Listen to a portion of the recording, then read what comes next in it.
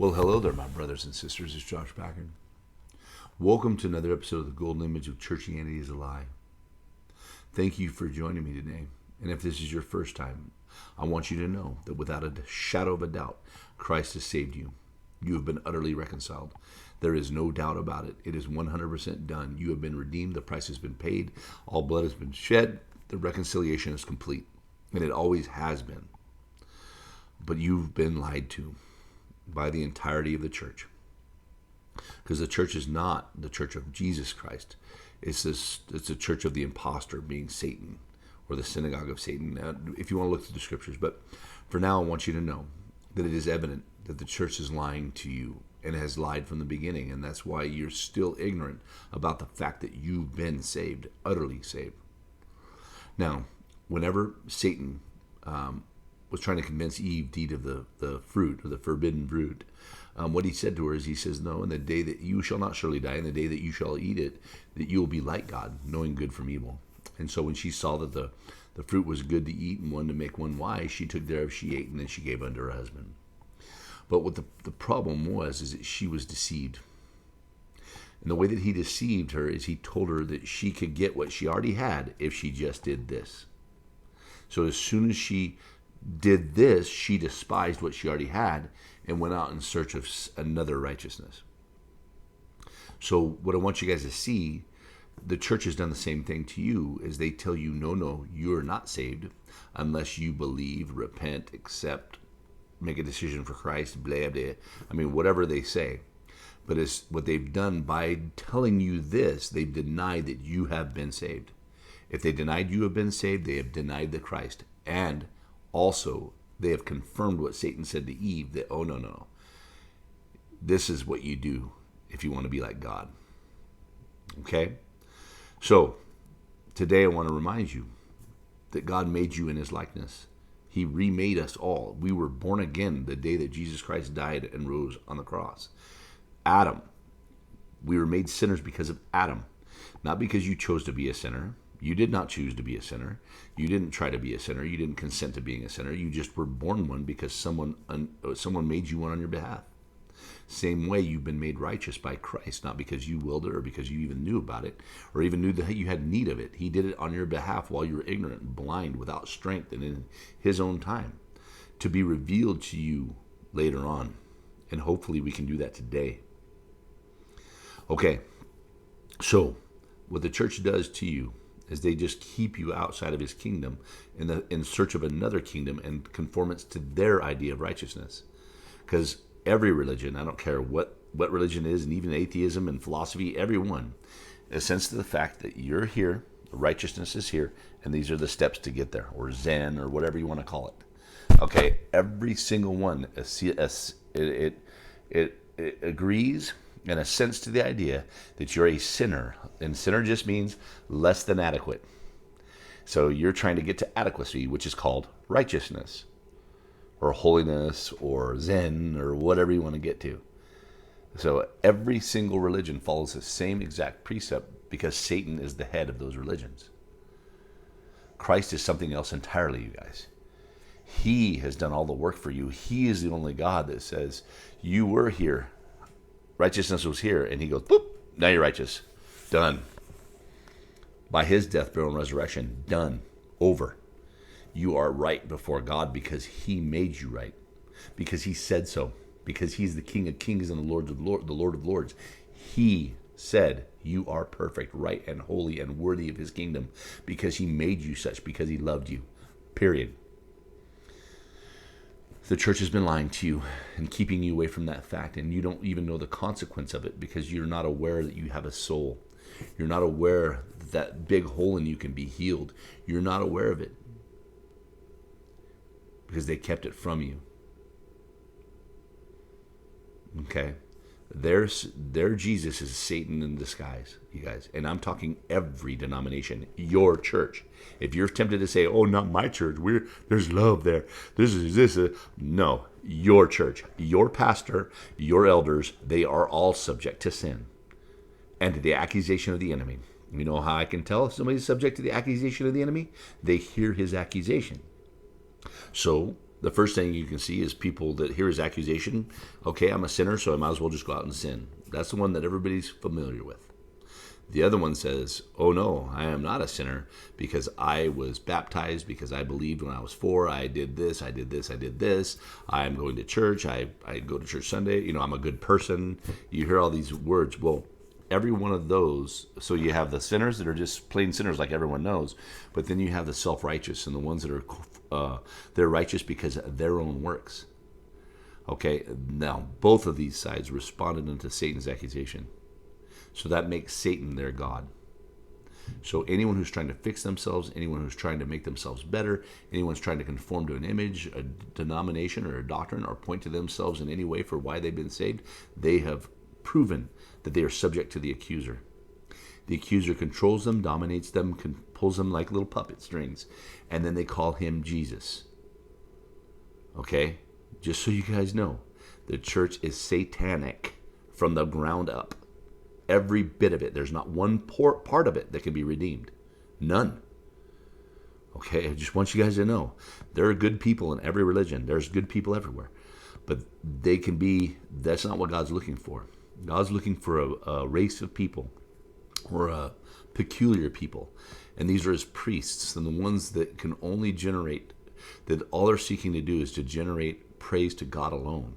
And the way you do that is by tearing down any other stronghold that says, oh no, you got to do this, you got to do this, you got to do this, you got to look like this, you got to do that, you got to talk like this, act like this, think like this. We're just standing in complete opposition to everything, all the traditions, doctrines, denominations, everything. All we're trying to do is to get you to see that Christ did it all, so that you will glorify him alone and be free. So you're take the burden off yourself and give it to him, and then now you're free. And that's the whole purpose of honoring him alone and praising him alone. Holy, holy, holy. That's the only person that deserves glory is Jesus. And that's all that's all we're pointing to. Nothing else. Not you, not your pastor, not the denomination, not anything. This is all bullshit, and it's all subject to the realm of Satan. Just because you call him Jesus doesn't make Satan not Satan. Okay, just by saying the name Jesus, it means nothing. If you're not appropriating the proper term, the proper image, the proper attributes of him, you're still subject to the one who's the deceiver, the accuser, the liar. Every church, every denomination, every pastor, the way that you know it, any one of them is satanic. Just so you know. I don't want to be mistaken here. I don't want you to think that there are some churches that are redeemable. They're not. Okay? Just want you to know, not the way that we know it. The church that we know it now is spontaneous. If somebody is a leader, they'll be because they're a leader. They won't need a piece of paper from a denomination. They won't need to be accommodated by anyone else. They will not need it. They'll say, I am a pastor by God, or a teacher by God, or a prophet by God. Not by the will of men, not by the strength of men, but by the blood. Done. Okay? Everything we should do will be from the position of love and spontaneous. And not to say that we can't greet regularly and that kind of stuff, because I guarantee you, daily I'm with the brethren. I work with them, I talk with them, I go to the gym with them. We are all day long. I'm in constant fellowship with different brothers throughout the day, and making new brothers as often as I possibly can. Okay? I don't need a building. I don't need your accommodation. If you don't want to listen to me, don't listen to me. I don't have any piece of paper. I don't need a piece of paper. I am what I am because God said, not because you said. All right. Now, that being said, I don't want to talk a dead dog to death, because I know I say this every time, and I make sure that everyone hears this every single video that I can, because this is very precious information. Anyway, and for those of you who know the truth and have seen the truth, you realize how important this is and how it's the cause of everything wrong in the earth.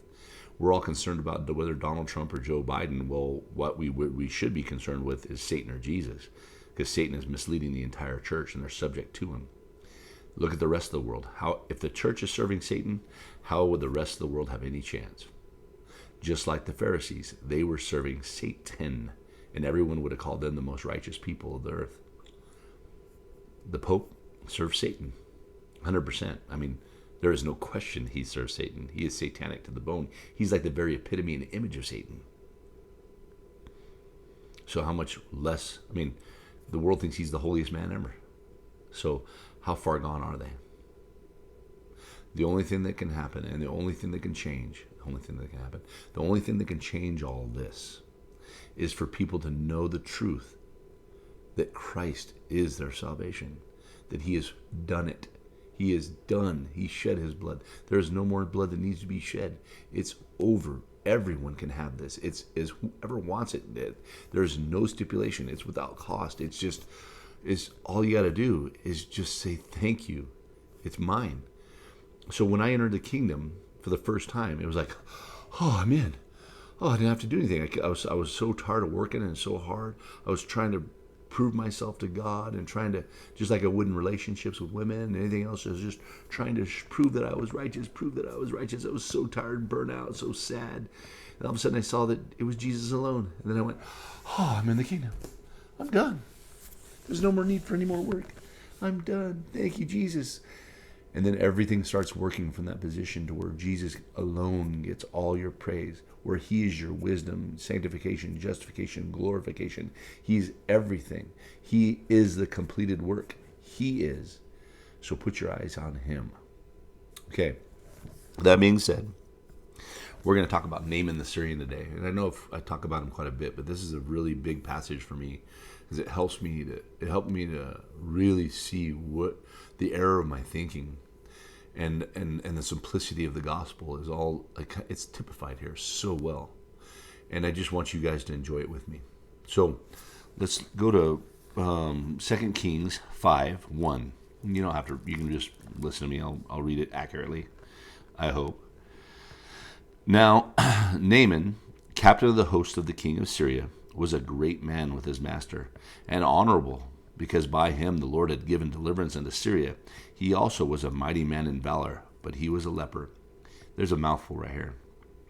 Because it's like this dude, God already honored this guy. This guy was a good man. He was somebody that was well looked upon. You'll see here in a minute with his servants. You'll see that this man was a good man and doing what he thought was right. And, I guarantee he was but this is interesting because he's a Gentile. And God's making deliverances through him and doing all this stuff through this guy who's a Gentile. That's a big deal because most people tend to think that it's like, it's only the Jews. Well, there's many other people that knew God in the Old Testament. The Jews, or the Hebrews, let's put it this way. The Hebrews were the only ones that were given the promise. Everyone else was outside that promise. And it was because the Hebrews were going to eventually produce the Messiah. Not for any other reason, you guys. So, anyway, let's keep going. And the Syrians had gone out by companies and brought away captive out of the land of Israel a little maid, and she waited on Naaman's wife. And she said unto her mistress, Would God my Lord were with the prophet that is in Samaria, for he would recover him of his leprosy. And this is pretty cool because already this girl has been taken captive and serves his wife, and she has enough esteem for this dude to like say, hey, I'm concerned for him and I would like to see him healed, and this is where he could go. I mean, really? I mean, this guy's the enemy that just took you captive, and this guy was such a good dude that you were willing to do that for him? It's crazy to me. And one went in and told his lord, saying, Thus and thus says the maid that is of the land of Israel. And the king of Syria said, Go, and I will send a letter unto the king of Israel. And he departed and took with him 10 talents of silver and 6,000 pieces of gold and 10 changes of raiment. And he brought the letter to the king of Israel, saying, Now, when this letter is come unto thee, behold, I have therewith sent Naaman my servant to thee, that thou may recover him of his leprosy. And as it came to pass, see, this little maid and Naaman had more faith than this king's going to have right here. Okay? Just so you know. And it came to pass, when the king of Israel had read the letter, that he rent his clothes and said, Am I God to kill and make alive, that this man doth send unto me to recover a man of his leprosy? Wherefore consider, I pray you, and see how he seeks a quarrel against me. And so he's like, this little girl, at the word of this little girl, Naaman was willing to try anything. And this king is like, immediately responds faithlessly, which is, the normal reaction, which is I probably would do too. But I think they're putting a contrast showing of what's going on here, that this man, we should be paying attention to this man, is what the Bible's saying. So, and it was so when Elisha, the man of God, had heard the king of Israel had rent his clothes, that he sent to the king, saying, Wherefore hast thou rent thy clothes? Let him now come to me, and he shall know that there is a prophet in Israel. So Naaman came with his horses and with his chariot, and stood at the door of the house of Elisha. And Elisha sent a messenger unto him, saying, Go and wash in the Jordan 7 times, and thy flesh shall come again to thee, and you shall be clean. And so Elisha he's not impressed by this man's pomp and circumstance at all, or his position of authority. He isn't all, just sends his servant out there and tells him. Okay, which is not what Naaman was expecting. And so think about this with you in your walk with God. And when, like with me, when Christ showed up and revealed himself to me, he was the last thing I was expecting. So God doesn't do the things the way that you should expect. He does the things he does, and then you fall in line and conform to that. Okay, watch. So, but Naaman was angry, or wroth it says, but angry, and he went away and said, Behold, I thought he will surely come out to me and stand and call on the name of the Lord his God and strike his hand over the place and recover the leper. And he's like, he didn't do what I expected him to do. And so that's like all of us, what we do. We go in this with this expectation, and well, God has never spoken to me. God has never done anything for me. I've never seen or heard from God. I've never seen a miracle or anything else. You have seen countless miracles. But the thing is you will not accept those principles, those miracles, because they don't conform to the ideas of what you think a miracle ought to be. So God has produced, you're living in a world that is a miracle, with children that are born as miracles, with everything, the way the earth is tilted, every last little bit of everything on this earth is a miracle in the way that it works out, the way it provides life. Every little thing. There's nothing on this earth that isn't a miracle, yet we won't use that as proof for God because it doesn't conform to our idea. You know what I mean? And that's the same thing with Christianity and denominations and all of them. Each one of them, because it doesn't fit my idea. It doesn't fit my idea. And so it shows all these denominations, or all divisions, each one of them telling you the fact that they are subject to the accuser. Every one. Anyway, I'm going to get off my soapbox and let's get moving on. He says, Are not Arbana and Pharpar rivers of Damascus better than all the waters of Israel? May I not wash in them and be clean? So he turned and went away in a rage. And this is what we're tempted to do. This is what we're tempted to do, all of us, whenever we don't get what we want or what we expect from God. Okay, like he's a genie or something. But anyway, check this shit out as we go on further. And this is a testament to this guy, that these people, you're going to see what his servants do, and you're going to go, man, this must have been a good dude. So, and his servants came near and spake unto him and said, My father, if the prophet had bid thee to do some great thing, would you not have done it? How much rather then when he says to thee, wash and be clean? And so and this is like me, what I would have done. Like, it's like, I did all these great things. I went all over the world. I went over the Middle East. I went over Europe. I got arrested and put in foreign prisons and did all the crazy stuff that everyone talks about, like these crazy missionary things. And I did them for a while. And the thing is that it just led me being burned out again, because I didn't realize I was only trying to prove to myself that I had been saved, that I was doing what I expected was salvation and belief, and to prove I was a believer, and this and this and this. You know what I mean? But the fact was, I never needed, all that was for me. I risked my life, I risked my everything, just to prove to myself that I was a Christian, because I didn't just hear the word of Christ and believe him. Okay, so most of us, and most men especially, will climb every mountain. You know, it's like when we profess our love to women, I'll climb every mountain, I'll swim the sea, I'll do all this stuff to prove my love to you. Well, that's not love at all, and that's actually hate, and that's completely worthless, just so you know. And before God, if you try that, he's going to go, oh my God. He's like, he'll just be like, oh, that's very nice, but I don't need that or want that. That's not all at all what I want. So if God doesn't want it, why would you waste your time doing it? I mean, that's just my whole thing here. So anyway, so these people talked him down. He said, no. He said to just do the easy thing. Just go wash and be clean, please. He said you just go wash and be clean. You don't have to climb every mountain. You don't have to do all this stuff. You can just wash and be clean. And so he's like, oh, all right. And you can see I can kind of picture him going, all right, I'll go give it a try. And so he goes down the river and he dips 7 times. And I mean, nothing, it doesn't say anything happened the first 6 times. And you can just see him going, oh God, I'm an idiot. Oh God, I'm an idiot. And finally on the 7th, poof, he comes out. And this here it says, then he went down and he dipped himself 7 times in the Jordan, according to the saying of the man of God. And thy flesh came again and his flesh came again like unto the flesh of a little child, and he was clean.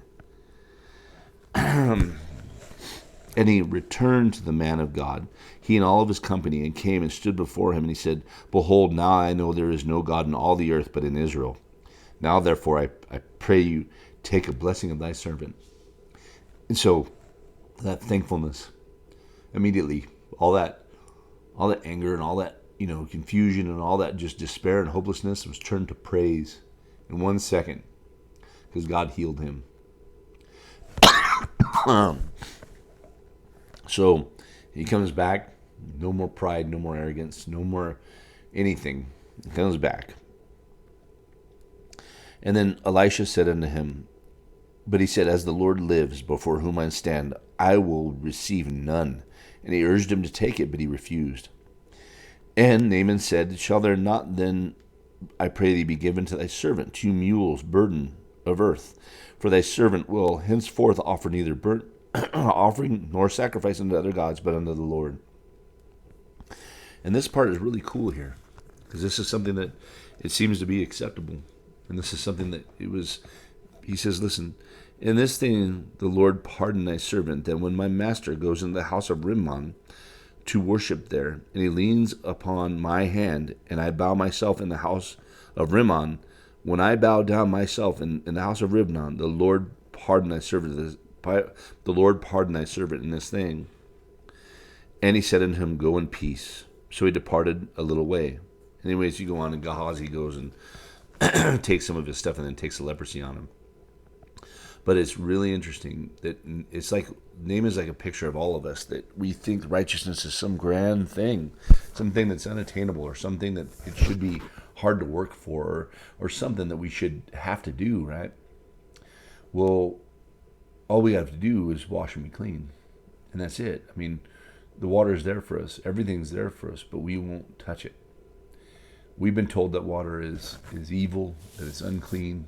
We've been told that, that it's just a license to sin if Christ saved you without cost, if it's done.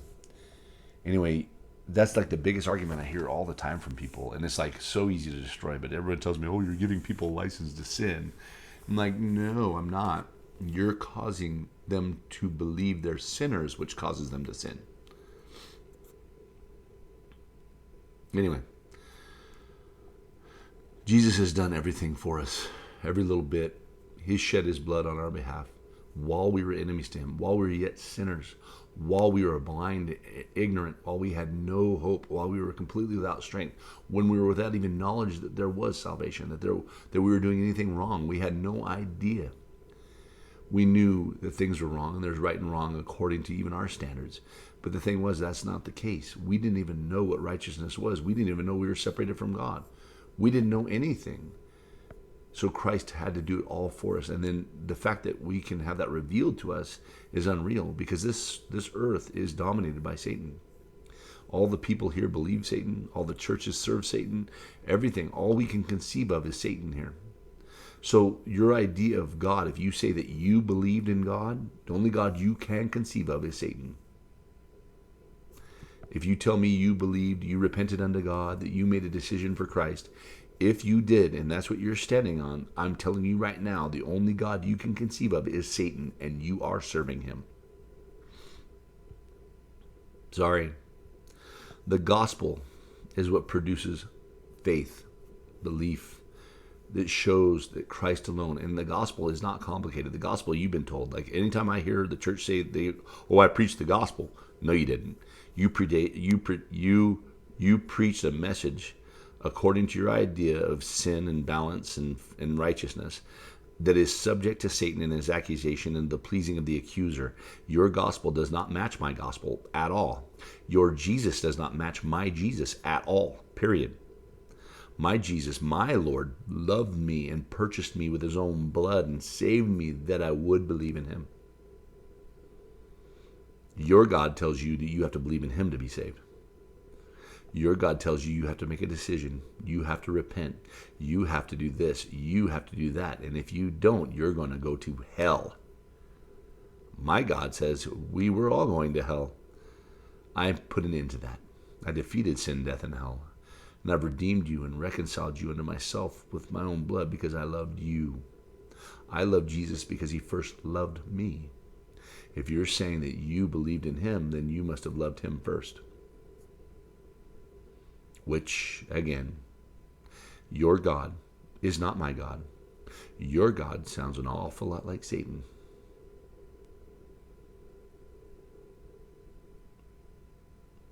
I love you guys. I do. Those that would believe. I don't really have much patience for those that don't believe. I don't care for religious people. I don't care for liberals. I don't care for people that are stupid. I don't care. I mean, I'd love for them to come along. I'd love them to be seen. I'd love them to see the truth, but I'm not concerned with them. I'm concerned about those that would hear the truth, those that want to serve the Lord, those that are my brethren, the ones that God has put in them the heart to seek him. This is all I'm concerned with right now. I'm not a very fluffed up pastor. I don't care. I don't care about how many people believe me or follow me. I don't care. I don't care about anything other than the glorying of Jesus alone. I don't want anyone to be able to accuse me that I put any glory on myself, and I have in the past. And I probably still do, not realizing it, because, you know what I mean? I'm me. The Lord, I still don't believe tons of shit about Jesus. There's stuff yet that he has not even revealed to me I don't believe about him, because they haven't even been revealed to me. There's stuff every day that I'm becoming conscious of that I never could have suspected before. Daily. Anyone that tells you that they believe in God is satanic. Anyone that tells you that they're saved because they repented or because they made a deal or because they did anything with God, if they tell you that, they are liars. Their God is Satan. They call Satan Jesus. Sorry, guys. Like me, love me, I don't care. The truth is more important, and the glory of God is the most important. Because not only is it's honorable and true, and he alone is worthy of all of our praise, but through our praise to him, we acknowledge all things have been done on our behalf, and then we immediately shed the man of sin. We shed all of our burdens. We shed those bonds immediately. So, your choice. You can still believe the lie, subject yourself to a church that is going to go to hell. I mean, that's all it can do, because it's all based upon itself and the power of men. And there's no more sacrifice from men. There's no more Levitical priesthood. There's nothing else. There's no one else. There is no more Savior. There's only one. All right, my brothers and sisters, have a great day. Hope I can help. And again, if you need to contact me, contact me. Several guys do. All right, talk to you soon. Later.